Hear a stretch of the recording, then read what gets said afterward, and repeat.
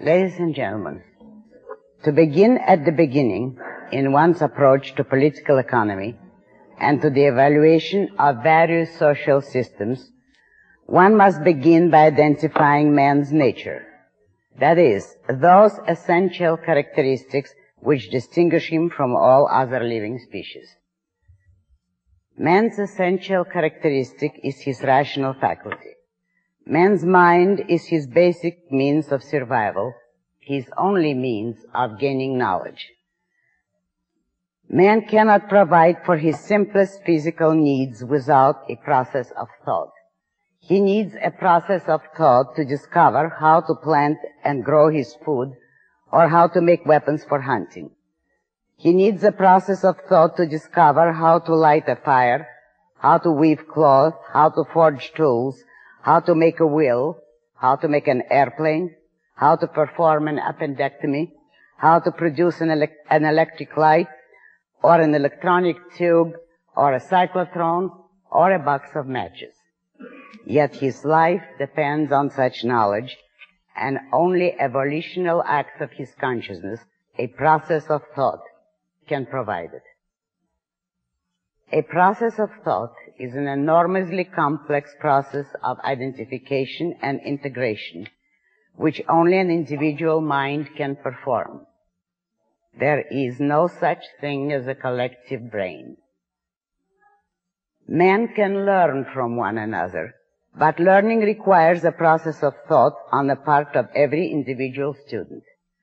Man can cooperate in the discovery of new knowledge, but such cooperation requires the independent exercise of his rational faculty by every individual scientist.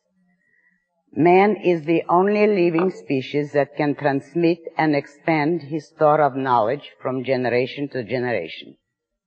But such transmission requires a process of thought on the part of the individual recipients.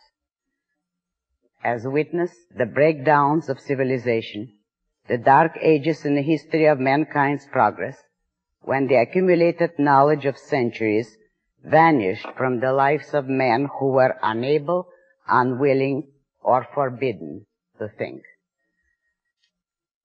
In order to sustain his life, every living species has to follow a certain course of action required by its nature.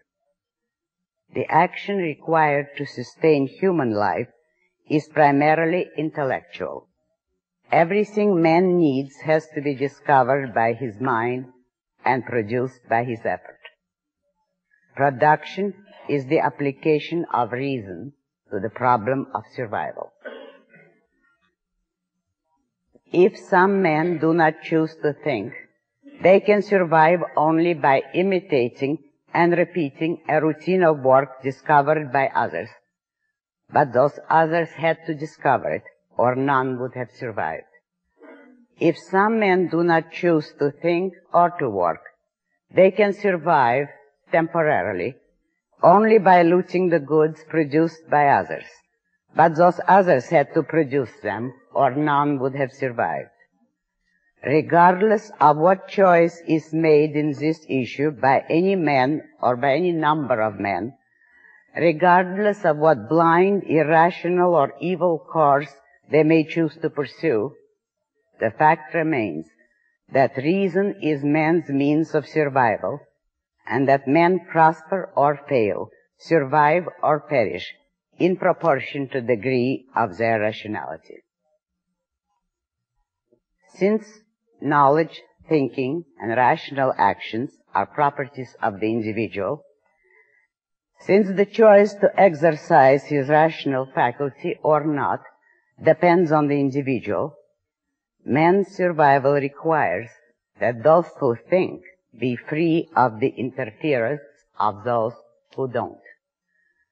Since men are neither omniscient nor infallible, they must be free to agree or disagree, to cooperate or to pursue their own independent course, each according to his own rational judgment. Freedom is the fundamental requirement of man's mind. A rational mind does not work under compulsion. It does not subordinate its grasp of reality to anyone's orders, directives, or controls.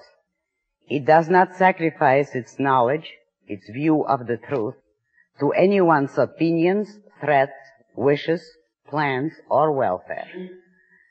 Such a mind may be hampered by others. It may be silenced, proscribed, imprisoned, or destroyed. It cannot be forced. A gun is not an argument. The social recognition of man's rational nature, of the connection between his survival and his use of reason, is the concept of individual rights. Rights are a moral principle defining and sanctioning man's freedom of action in a social context.